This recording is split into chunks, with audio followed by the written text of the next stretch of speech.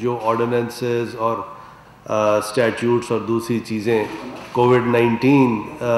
کے back ground میں لا ministry نے دن رات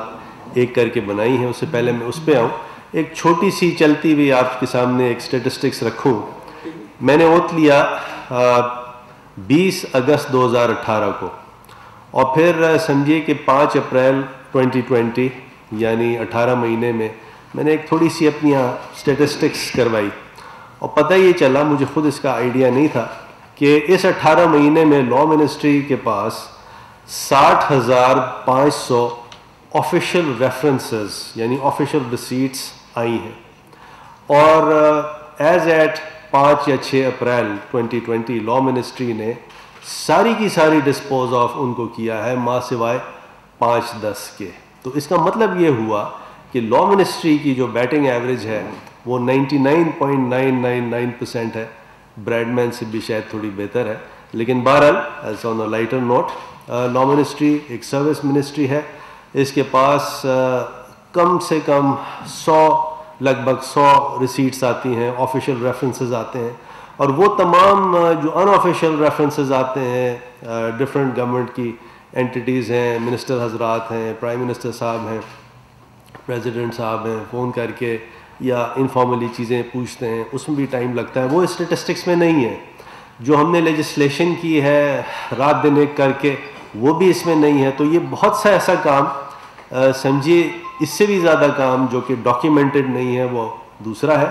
لیکن جو ڈاکیومنٹڈ کام ہے جس کی اسٹیٹسٹکس پوری موجود ہے، تو وہ آپ کے سامنے، قوم کے سامنے یہ میں رکھ رہا ہوں. اب جب یہ کووڈ-19 کا جو معاملہ ہوا ہے، آپ کو پتہ ہے کہ یہ ایک دنیا بھر کے لیے ایک بہت ہی بڑا چیلنج ہے، اور یہ جس کو کہتے ہیں کہ اللہ کی ذات نے یہ بتا دیا کہ جو اصل طاقت ہے وہ اللہ کی ذات کے ہاتھ میں ہے اور کسی کے ہاتھ میں نہیں ہے. چاہے وہ کتنا بھی بڑا ملک ہو، کتنا چھوٹا ملک ہو، کووڈ-19 سب کے لیے برابر ہے. اور اس کو ٹیکل کرنے کے لیے جب ایسے ہم آج جیسے بیٹھے ہیں، جس کی کوئی دوائی نہیں ہے، فی الحال کوئی ویکسینیشن نہیں ہے، تو سوشل ڈسٹینسنگ، صابن سے ہاتھ دھونا، سینیٹائزرز، یہ ماسک، گلوز، یہ تمام چیزیں ایسی ہیں جس کو ہر آدمی نے بڑا اس کو ایک رسپانس اس کی رکھنی ہے، دینی ہے. اور یہ نہیں ذہن میں رکھنا کہ جی کچھ نہیں، ہمیں کچھ نہیں ہوگا. But at the same time balance بھی اس کا ہے. کبھی لاک ڈاؤن کریں تو لگتا یہ ہے کہ معیشت بالکل اثر انداز ہو رہی ہے، معیشت کی طرف دیکھتے ہیں تو پھر کووڈ-19 کی طرف انسان دیکھتا ہے. تو یہ ایک بیلنس ہے کہ lockdown, partial lockdown, معیشت، یہ روز کے روز گورنمنٹ کو امپرووائز کرنا ہے، اور گورنمنٹ اس کو امپرووائز کرے گی. یہ بڑا مشکل کسی چیز کے لیے ہے کہ کوئی for all times to come ایک دم سے کوئی چیز حکم صادر کر دیا جائے. تمام صوبے بھی ساتھ ہیں، اور تمام صوبوں کو ساتھ فیڈریشن کے مل کے چلنا چاہیے. کووڈ-19 کے لیے آپ نے دیکھا کہ ایک بہت بڑا اناؤنسمنٹ ہوا. گورنمنٹ نے پرائم منسٹر کا انیشیٹو تھا کنسٹرکشن انڈسٹری کے لیے، اس کے لیے خاص آرڈیننس آیا، فکس ٹیکس کے لیے، ایگزیمپشنز کے لیے. اور اس کے ساتھ ساتھ اب آج کی تاریخ میں جیسے ہم آپ کے ساتھ بیٹھے ہیں، آج بھی ہمارا ورکنگ ڈے ہے، کل بھی ہمارا ورکنگ ڈے تھا. سب سے پہلے تو ایک ہوڈنگ کا آرڈیننس بنایا گیا، جو کہ صدر محترم نے کیبنٹ کی اپروول کے بعد اس کی اپروول دے دی ہے. تو اس ہوڈنگ کے آرڈیننس میں آپ سمجھیے کہ جو چیدہ شیڈولڈ آرٹیکلز ہیں، جس کے اندر ویٹ ہے، شوگر ہے، فلاور ہے، گڑ ہے، گھی ہے، اور یہ سینیٹائزرز اور یہ ماسکس اور گلوز اور اس طرح کی میڈیکل اکوپمنٹس اور دوسری چیزیں ہیں، پوری لسٹ آپ کے سامنے موجود ہے. تو اس کی اگر کوئی ہوڈنگ کرے گا تو اس کے لیے سخت سزائیں ہیں. 3 سال کی سزا ہے، سمری ٹرائل ہے، 50% فائن ہو جاتا ہے، سامان ضبط ہو جاتا ہے. اور یہ دیکھیں، اب آپ کو خود یہ صرف لا سے ڈر کے نہیں کرنا، لیکن لا ہے، اس کو امپلیمنٹ کیا جائے گا، اس کی امپلیمنٹیشن شروع ہو گئی ہے. تو یہ سب کو ایک بہت ہی ایک رسپانسبل ایک بیہیویئر سب کو شو کرنا ہے. اور ہماری عوام ماشاءاللہ ایجوکیٹڈ عوام ہے، اس میں آگے ہی بڑی ہے، اور میری بڑی امید ہے کہ اسی طرح تمام عوام جو ہے اس کو لے گی۔ ہوڈنگ کے ساتھ ساتھ جو رات کو ایک آرڈیننس تیار ہوا ہے، اور یہ ہے اینٹی اسمگلنگ کا آرڈیننس، اور یہ پرائم منسٹر صاحب کو بھیج دیا گیا ہے۔ پرائم منسٹر آفس اس کو دیکھ رہا ہے، ویٹ کر رہا ہے، اور انشاءاللہ العزیز میرے خیال میں یہ منڈے ٹیوزڈے کو یہ بھی لیجسلیٹ ہو جائے گا۔ اور اس کے اندر ایشو کیا ہے؟ ایشو یہ ہے کہ ڈالر کی جو اسمگلنگ ہے پاکستان سے باہر انڈکلیئرڈ روٹس سے، اب انڈکلیئرڈ روٹس یعنی افغانستان ہو گیا، تھرو کے پی بلوچستان، ایران ہو گیا، پھر لانچ سے کہیں نکل جائے کراچی کے تھرو، پنجاب کا اتنا پورس بارڈر ہے وہاں سے انڈیا کی طرف نکل جائے۔ ہم تو یہاں سبسڈی دیں ویٹ کی، شوگر کی، ہر طرح کی کووڈ-19 کے لیے، اور پھر ویٹ، شوگر، پوٹیٹو، آلو، یعنی اس طرح کی چیزیں جو ہیں وہ انڈکلیئرڈ روٹ سے اسمگل ہو جائیں، تو یہ پبلک انٹرسٹ کے بڑا مخالف ہے، اور اسپیشلی کووڈ-19 میں بہت ضروری ہے کہ یہ تمام اشیاء، چاہے وہ فارن کرنسی ہو، چاہے یہ تمام جو اسینشیل کموڈیٹیز میں نے آپ کو بتائیں، ان کی اسمگلنگ کو انڈکلیئرڈ روٹ سے روکنا بڑا امپورٹنٹ ہے، یعنی ان کا ایکسپورٹ انڈکلیئرڈ روٹ سے۔ تو امپورٹ ایکسپورٹ کے لیے کسٹمز ایکٹ ضرور ہے، اس میں جو ڈکلیئرڈ روٹس ہیں اس کے لیے فعال طریقے سے استعمال ہوتا ہے، لیکن انڈکلیئرڈ روٹس کے لیے یہ ایک اسپیسیفک ایک آرڈیننس آیا ہے، جس میں سمجھیے فوکل پوائنٹ کسٹمز ڈپارٹمنٹ ہے، لیکن ساتھ ساتھ ایف بی آر جو ہے کسی بھی ایجنسی کو نامینیٹ کر سکتی ہے، ڈیلیگیٹ کر سکتی ہے، چاہے وہ آئی ایس آئی ہو، ایف آئی اے ہو، لیویز ہوں، کوسٹ گارڈ ہو، ایم آئی ہو، اور آئی بی ہو، اور کوئی بھی ایجنسی ہو، وہ تمام کی تمام جو ہے وہ پاورز ڈیلیگیٹ کی جا سکتی ہیں معاونت کے لیے۔ اور پھر ساتھ ساتھ اس میں ایک بہت امپورٹنٹ چیک اور بیلنس جو ہم انٹروڈیوس اس دفعہ اس میں ہوا ہے، اور وہ یہ ہے کہ ڈسٹرکٹ ایڈمنسٹریشن کے پاس بڑی انفارمیشن ہوتی ہے، اور وہ ڈسٹرکٹ ایڈمنسٹریشن کی انفارمیشن جو ہے وہ پیپل ٹو پیپل کانٹیکٹ سے بھی آتی ہے، ان کے اور بھی طریقہ کار ہے۔ تو ڈسٹرکٹ ایڈمنسٹریشن جو ہے اس کو بھی یہ پابند کیا گیا ہے کہ آپ کے پاس اگر کوئی انفارمیشن ہو یا کسی کے پاس کوئی انفارمیشن ہو تو وہ ریلیونٹ آدمی کو اپنی انفارمیشن فارورڈ کرے، اور اس کی کاپی سیکرٹری لاء صاحب کے پاس آئے گی۔ سیکرٹری لاء صاحب میرے ساتھ ہیں، اور پوری ہماری ٹیم نے دن رات ایک کر کے اس پہ کام کیا ہے، اور سیکرٹری لاء جو ہیں پھر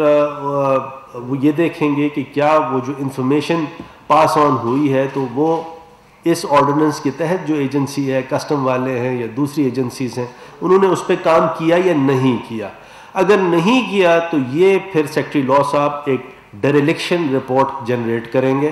اس کو نوٹس دیں گے، بلائیں گے، پوچھیں گے کہ تم نے کام کیوں نہیں کیا، اور وہ پھر ڈیریلیکشن رپورٹ یہ فائنلائز کر کے ان کے محکمے کو دیں گے کہ آپ ان افسران کے خلاف کارروائی کریں جنہوں نے کام نہیں کیا۔ تو لہٰذا اس کو ایک بڑی سمجھیے اس کو ٹیتھ دیے گئے ہیں اس کو افیکٹو بنانے کے لیے۔ جیسے فار ایگزامپل ہوڈنگ کا آرڈیننس تھا، تو اس کے اندر ہم نے ایک کانسیپٹ انٹروڈیوس کیا مارکیٹ مینیپولیشن کا۔ مارکیٹ مینیپولیشن کرنے والا ہوڈنگ کے through, that is now criminal offence, یہ ایک کرمنل اوفینس ہے۔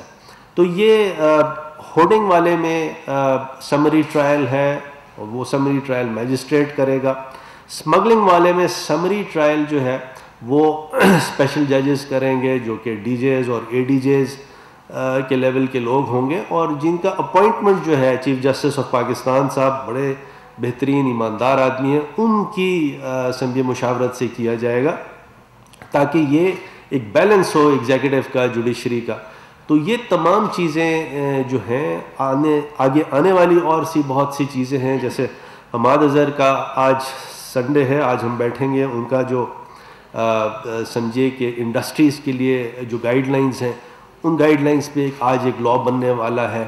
پھر ساتھ ساتھ ای او بی آئی کا کوئی لاء ہے زلفی بخاری صاحب کا، اس کو ہم نے آج کرنا ہے۔ تو یہ روز کے روز لاء منسٹری جو ہے صبح آنے کا تو ٹائم ہوتا ہے لیکن جانے کا ٹائم 12 1 2 رات کے ہو جاتے ہیں، اور پوری اس میں ٹیم کام کرتی رہتی ہے، اور کوشش یہ ہے کہ پاکستان کے لیے جو کچھ ہو سکتا ہو وہ کیا جائے۔ میں اب گزارش کروں گا، ہماری پارلیمنٹری سیکرٹری صاحبہ ہیں، یہ اگر کچھ اپنے اظہار خیال کریں، اور اس کے بعد آپ کے کویشچن آنسرز، ہم تینوں لا سیکرٹری صاحب بھی ہیں، کیونکہ یہ بیوروکریٹ ہیں اس لیے میں ان کو ابھی نہیں تکلیف دے رہا، لیکن کویشچن آنسرز میں ہوں، لا سیکرٹری صاحب ہیں، پارلیمنٹری سیکرٹری صاحب ہیں، ہم تینوں حاضر ہیں۔ جی تھینک یو لا منسٹر صاحب۔ پہلے تو میں وزیر قانون و انصاف فروغ نسیم صاحب کا شکریہ ادا کروں گی کہ انہوں نے بڑی محنت کی، اپنے دور حکومت میں پاکستان تحریک انصاف کے منشور کا ہمیشہ احترام کیا، اور جو قوانین بنائے وہ ہمارے منشور کی اور ہمارے ویژن کی بہترین عکاسی کرتے ہیں۔ دوسری بات یہ ہے کہ جو بھی قوانین جن کا ذکر ڈاکٹر بیرسٹر فروغ نسیم نے کیا، یہ وہ قوانین ہیں جو وزیر اعظم کی انسٹرکشنز کے اوپر بنے، یہ وزیر اعظم کی ویژن کی عکاسی کرتے ہیں، اور پاکستان تحریک انصاف کا جو منشور ہے اس کی فلفلمنٹ ہے، کیونکہ ہماری پارٹی کا نصب العین یہی ہے کہ جو عام آدمی ہے اس کے لیے ایسے قوانین بنائے جائیں جس سے ان کی زندگی آسان ہو، اور قانون کا جو اندراج ہے، جو قانون کی امپلیمنٹیشن ہے، وہ سب کے اوپر برابر ہو۔ تو یہ جو اسمگلنگ کا قانون ہے، یہ جو ہورڈنگ کی آرڈیننس ہے، یہ سب عام آدمی کی جو زندگی ہے اس کو آسان کریں گے اور انشور کریں گے کوئی بھی قانون سے بالا تر نہ ہو۔ تیسری بات یہ کہ جب سے ہم نے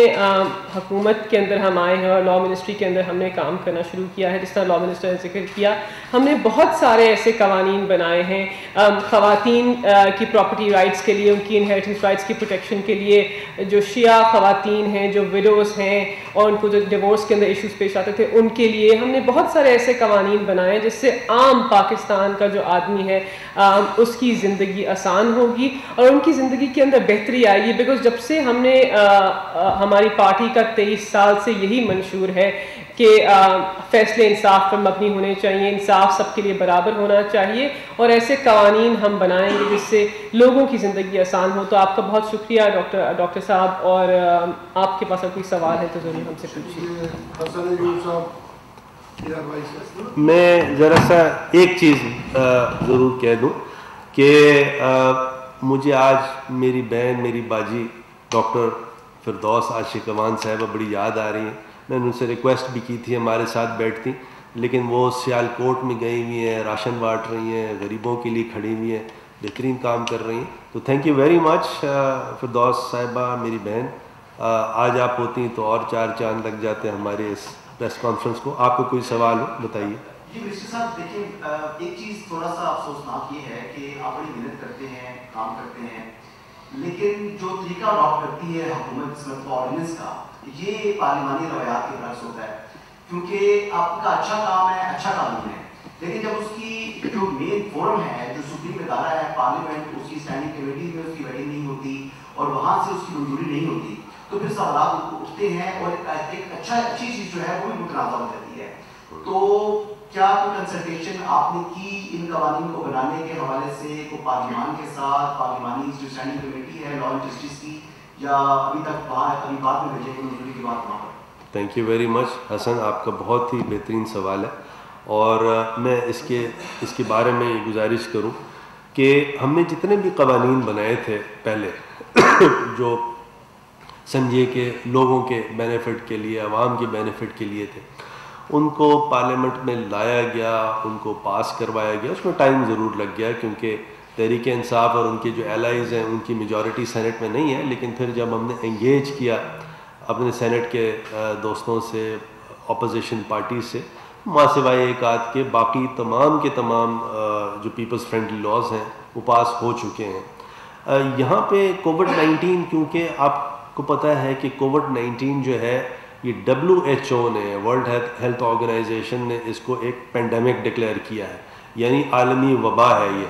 اور اس عالمی وبا کے لیے یہ انٹرنیشنل ہیلتھ ریگولیشنز ہیں 2005 کے، ظفر صاحب نے بھی مجھے بتایا اس کے بارے میں، تو اس کے تحت پاکستان کو امیجیٹ ایکشن لینا ہے، اور وہ جو امیجیٹ ایکشن لینا ہے تو اس کے لیے کیونکہ پارلیمنٹ جو ہے اس وقت سیشن میں نہیں ہے، کووڈ-19 کا بھی ایشو ہے، پارلیمنٹ انشاءاللہ مجھے لگتا ہے بیٹھے گی ضرور جلدی بیٹھے گی، تھوڑا سا اس کے اندر سوشل ڈسٹینسنگ کر کے اسی طرف جا رہا ہے معاملہ، لیکن اس کا ہم انتظار نہیں کر سکتے تھے کہ یہ پارلیمان میں مشاورت پہلے ہو، لا بنے، اس میں 1-2 مہینے لگ جاتے. تو یہ آرڈیننس کو فوراً کے فوراً پروملگیٹ کیا گیا ہے. نیچرلی یہ پارلیمان میں جائے گا، کنسلٹیشن بھی ہوگا اور اس کے بعد اس کو ٹرانسلیٹ بھی کریں گے into an act of parliament. لیکن کیونکہ یہ ایک ایمرجنٹ لیجسلیشن ہے، کووڈ-19 کے لیے ہے، تو ہو سکتا ہے کہ یہ صرف 3 مہینے کے لیے ہو. اس کے بعد انشاءاللہ اللہ کرے اگر کووڈ-19 پہ قابو حکومت پا لیتی ہے، اللہ کی ذات مہربانی کر دیتی ہے، تو پھر ہو سکتا ہے کہ پھر اس کو یہ آرڈیننس اس طرح ہم ایکسٹینڈ نہ کریں اور ایک ریگولر اس کے لیے لیجسلیشن کی طرف جایا جائے. لیکن حسن آپ کا بہت اچھا سوال ہے. جی سر. جی سر. سر یہ جو آپ نے لیٹر نوٹ میں یہ 2 باتیں کہی ہیں کہ آپ میڈم نے بھی کیے ہیں لاس کے حوالے سے کہ ہم نے قانون سازی کی ہے سہولیات کے لیے، تو میرا پہلا سوال آپ سے کووڈ-19 کے حوالے سے یہ کہ اس کی ضرورت کیوں پیش آئی، ایک تو یہ بتائیے گا. سر دوسری چیز یہ کہ یہ جو آپ نے ایک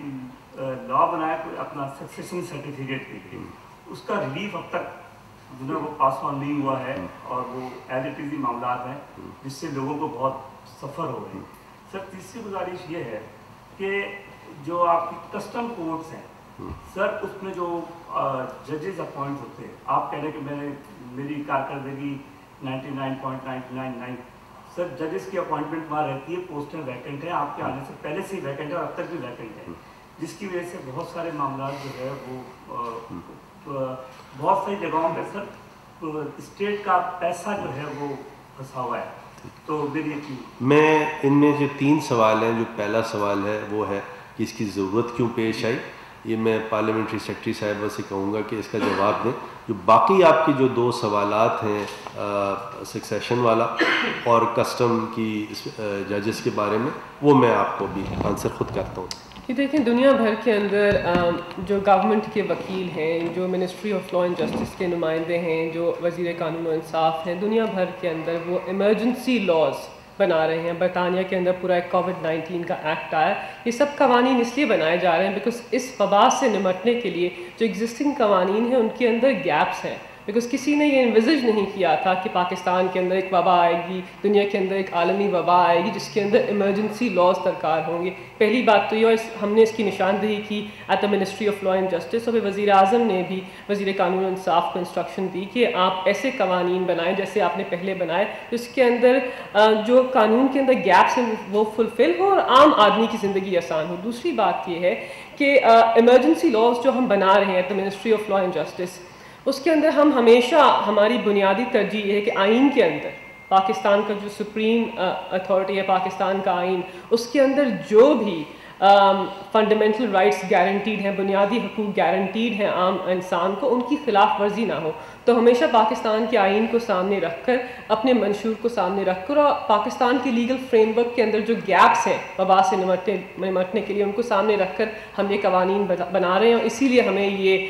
سچویشن درپیش آئی اور اس کا حل ہم نے اب ڈھونڈا ہے، اور تواتر سے ہم قوانین بناتے رہیں گے. اور ان قوانین کی جیسے لا منسٹر نے کہا لمٹ کم ہوگی، بیکاز آرڈیننس کی لمٹ آئین کے مطابق کم ہوتی ہے، اس کو پھر پارلیمان کے سامنے پیش کرنا پڑتا ہے. تو یہ پرماننٹ نہیں، امپرماننٹ قوانین ہیں. انشاءاللہ وبا سے جب نمٹ لیں گے تو یہ قوانین جو ہیں ان کی سپیس ختم ہو جائے گی. جو آپ نے بہت اچھے سوال کیے، جو سکسیشن والا سوال ہے اس کا جواب یہ ہے کہ یہ کوئی مہینے بھر پہلے، 1.5 مہینے بھر پہلے سینٹ سے پاس ہوا تھا. حالانکہ ہم نے تو یہ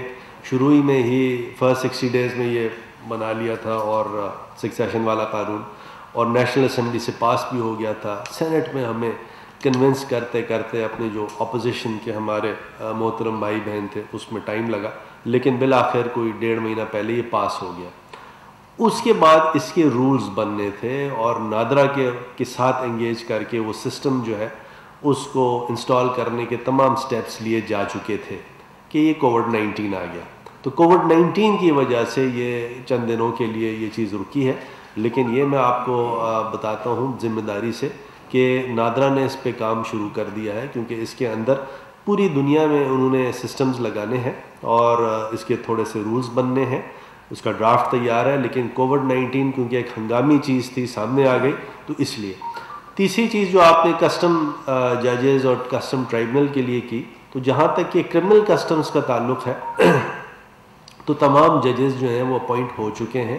اور اس میں کسی قسم کی کوئی تاخیر نہیں ہے۔ جہاں تک کہ کسٹمز ٹرائبونل کا تعلق ہے، انکم ٹیکس اور سیلز ٹیکس ٹرائبونل کا تعلق ہے، تو اس کے اندر کچھ تھنکنگ یہ ہے کہ شاید ہم اس فورم کو ڈسبینڈ کر دیں اور اس کی ایک ڈائریکٹ اپیل جو ہے ہائی کورٹ میں دیں، کیونکہ کمپلینٹس بڑی ہے۔ کمپلینٹس یہ ہے، پیسے بھی چلتے ہیں وہاں انفارچونیٹلی، آپ دیکھیں سچ بات ہے سامنے رکھ رہا ہوں آپ کے، اور جو پرانی ہمارے اقدار تھے، جو پرانے لوگ تھے، جسٹس مجیب اللہ صدیقی جب تک ٹرائبونل کے چیئرمین تھے، بڑے اس کا تب تک ایک سٹینڈرڈ تھا۔ اس کے بعد ایک آدھ لوگ آئے، انہوں نے کوشش کی، کچھ اچھے لوگ بھی موجود ہیں، ایسا نہیں ہے کہ سارے، لیکن پرفارمنس جو ہے ان ٹرائبونلز کی، اس پہ بڑی سیریس تھنکنگ ہے۔ شاید یہ بھی میں کہہ سکتا ہوں کہ چیف جسٹس آف پاکستان کا بھی یہ رجحان ہے اور میرا بھی ہے، اور میری، کہ یہ شاید اس قسم کے ٹرائبونل اگر صرف ان کا کام جو ہے وہ اس طرح نہیں ہے جس طرح ہونا چاہیے،